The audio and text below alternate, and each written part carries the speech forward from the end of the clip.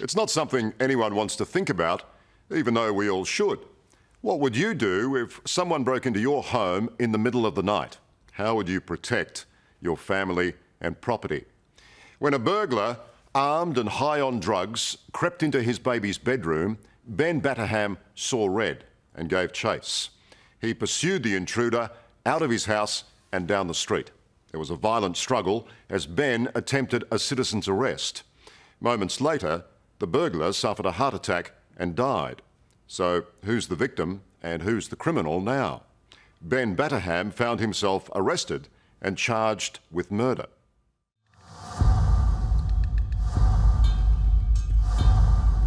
It's the terrifying confrontation that all of us dread. The moment you saw him, do you remember any detail? Just his eyes, really. Coming face to face with an intruder in your home in the dead of night. Once we locked eyes, that was it. Jumped up and tried to pursue him. When Ben Batterham found a burglar stealing from his baby daughter's room, he chased him down. A split-second decision that would end with the intruder's death.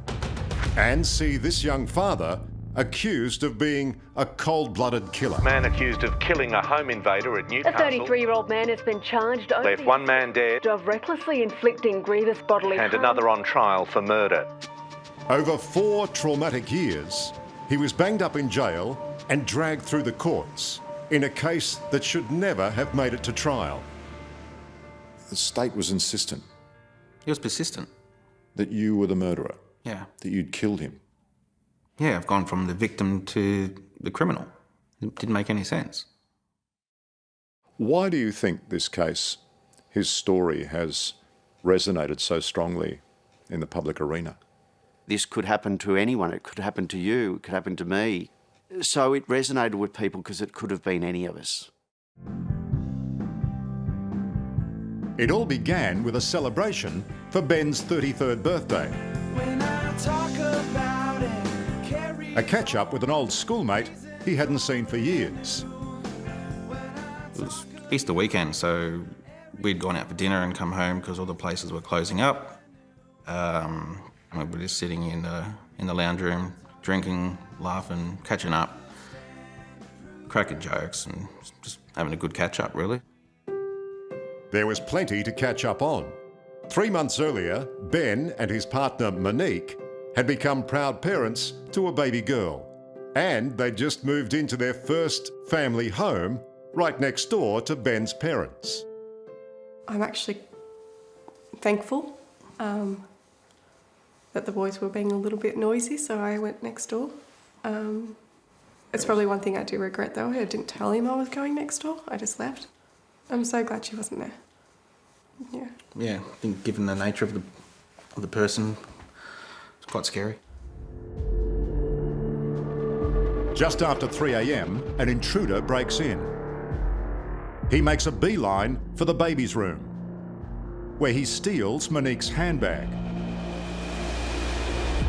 Ben and his mate are about to call it a night when a hulking figure appears in the hallway. So all of a sudden you've seen movement and looked over to the doorway, Yeah, and there's a bloke, pretty big bloke, very big bloke, yeah. standing there. Standing there. That must have been quite a shock. It was more than a shock. I was quite fearful for my daughter and Monique at the time, and myself.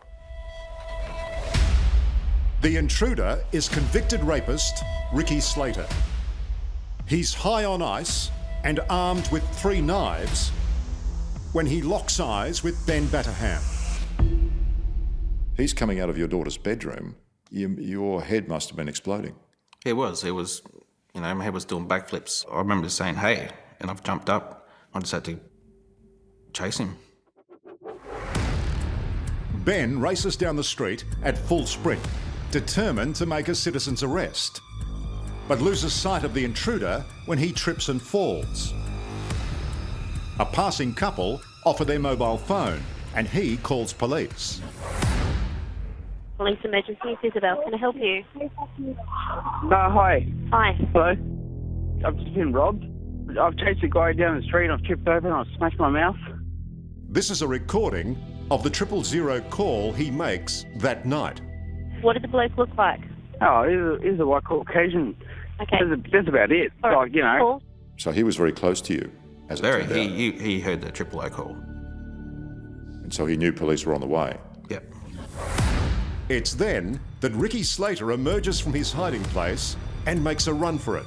The chase is back on. All of it caught on the audio of the emergency phone call.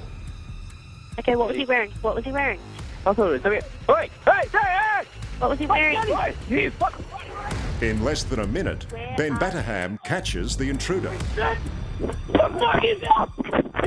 And the struggle for dominance was tough. Got a few headbutts, a few bites. He tried to snap my thumb, like back towards my wrist. Quite rough.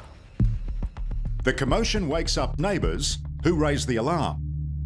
Thank you, police emergency. My name is Kerry. Hi, there's two men out the front. One of them is quite badly beating up the other. He's saying, "Don't effing move, mate."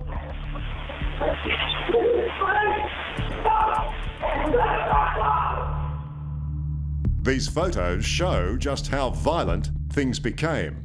Ben Batterham was bitten and beaten, but it's his own efforts to hold Ricky Slater down that will see him accused of murder. Tried to grab him off, he wouldn't let go of me. This bloke was very aggressive and he was hitting him in the centre of the head here. Off-duty police officer Peter Mann lived across the road and was on the scene in seconds. He took part in this police reconstruction. And this hand was really wrapped up around him. I can't honestly recall if it was around the neck or not, but it was really tight.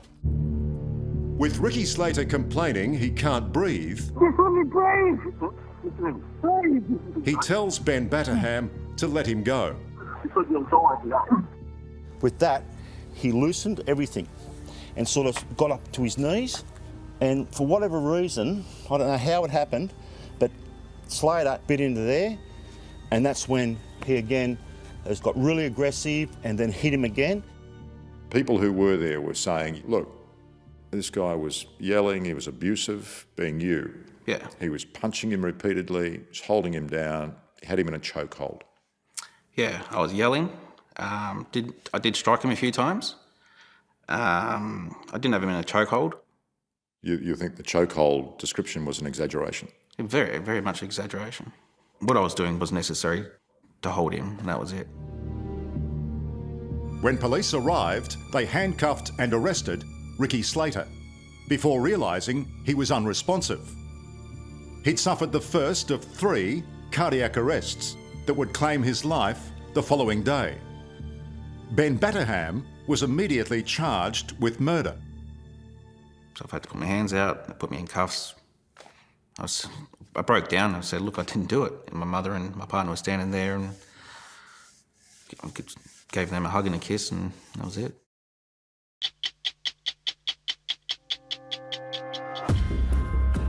Following his violent encounter with intruder Ricky Slater, Ben Batterham has been charged with murder.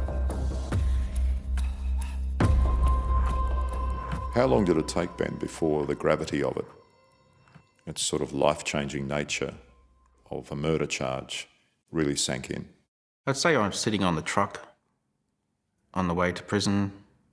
Like, this is really happening.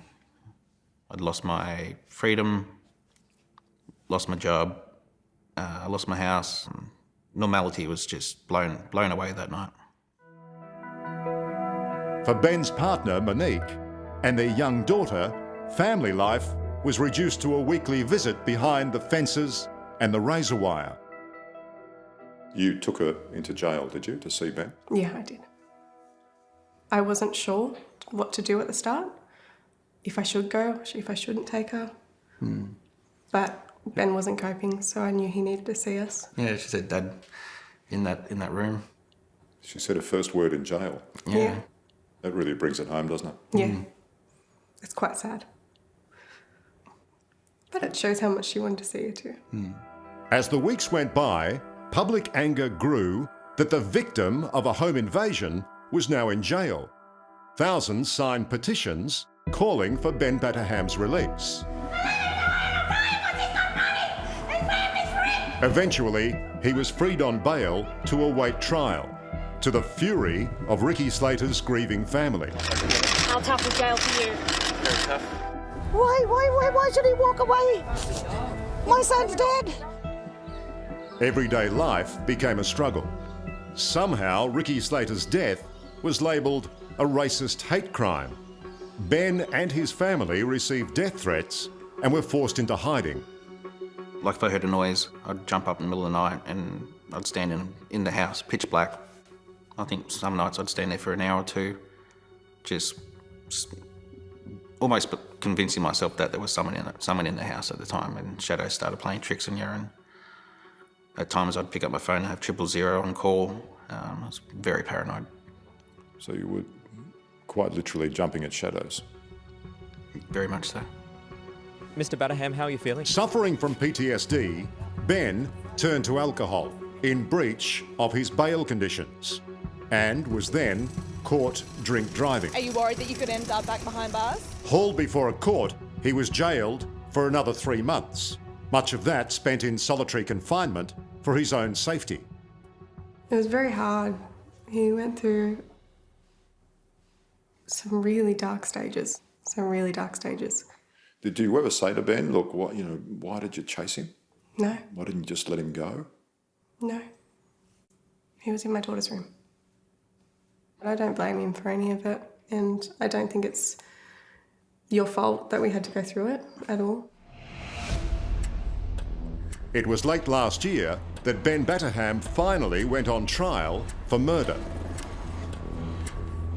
He was perfectly entitled to apprehend somebody who'd broken into his house, provided he didn't use unreasonable force.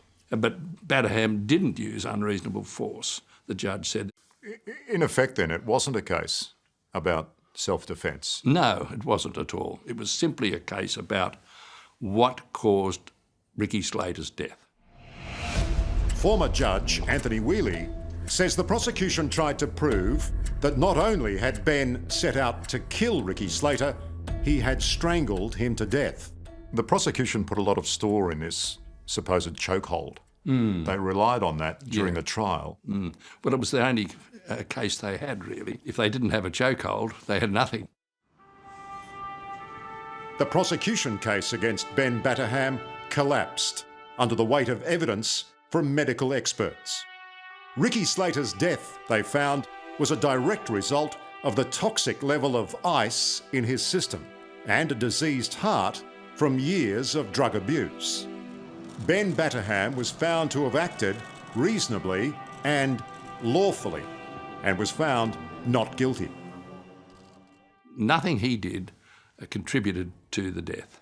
That's what the experts said. Nothing he did contributed to the death, and the Crown theory that Ricky Slater had been strangled to death couldn't stand up. This man was full of methamphetamine, he was very unfit and he was overweight, and he'd been forced to run nearly 500 metres at top speed, and his heart just gave out. Cardiac arrest induced by the drugs, essentially. Actually, I'm very happy about the verdict, being found not guilty, and now it's time to move on and get on with life. Thank you. Ben Batterham may have been acquitted, but even the judge who presided over his case believes he should never have gone to trial at all. At the committal stage, more than a year earlier, the prosecution's own key medical witness had reached the conclusion that Ben had not contributed to Ricky Slater's death in any way.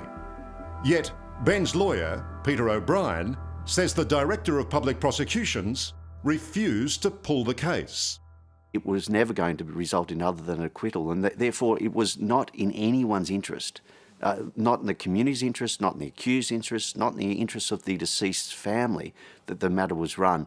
And that it is troubling, it's bewildering, and it is frankly quite staggering. A view echoed by trial judge Desmond Fagan, who issued this extraordinary rebuke of the prosecution. The decision to charge Mr. Batterham would have been unreasonable, even if the prosecution had been in possession of only the evidence that had emerged by the end of the committal. the charge should have been withdrawn. So why wasn't the charge withdrawn? Well, nobody in public office wants to answer that question, or any questions about this case. The New South Wales Director of Public Prosecutions and the Attorney General both refused to be interviewed. It seems no one is accountable for dragging Ben Batterham through the courts. How much do you think it's cost the public? Well, I'd say that this would have cost many millions of dollars to have prosecuted Ben Batterham. The DPP won't even talk about this case publicly. Well, that's pathetic, isn't it? Well, the DPP is an independent statutory authority. Well, you have to say nice things because you have to go into court on Monday and deal with them. So I can understand your reticence. But this is a system that has let down an innocent man for 4 years. That the matter went to trial was regrettable, lamentable, and really oughtn't to have happened. Well, you caught up with him right here. Yeah. I mean, this is where 2 lives changed dramatically that night in the space of minutes. What happened in that struggle is a reminder to us all how the line between victim and criminal can blur in an instant. It was quite tragic, really. For both of you? For both. You know, he's lost his life. You know, I've been labelled a criminal. No winners, Ben? No, not at all. No. For Ben Batterham, the trauma continues to take a toll. His relationship with his partner, Monique, has now broken down. His life is still in limbo. All from the night he chased down the intruder who broke into his home. I know it's easy to look back through much wiser eyes. But what do you think was your biggest mistake? You could say, well, the big mistake was, you know, running out the door. But was that a mistake at the time? You know, if someone breaks into your home, that's your castle, that's your home. People should always defend their homes, no matter what. So you make no excuses for any of your actions in protecting your home and no, your partner and your daughter? I've done what any father would have done. Hello, I'm Tara Brown. Thanks for watching 60 Minutes Australia. Subscribe to our channel now for brand new stories and exclusive clips every week. And don't miss out on our extra minute segments and full episodes of 60 Minutes on 9now.com.au and the 9Now app.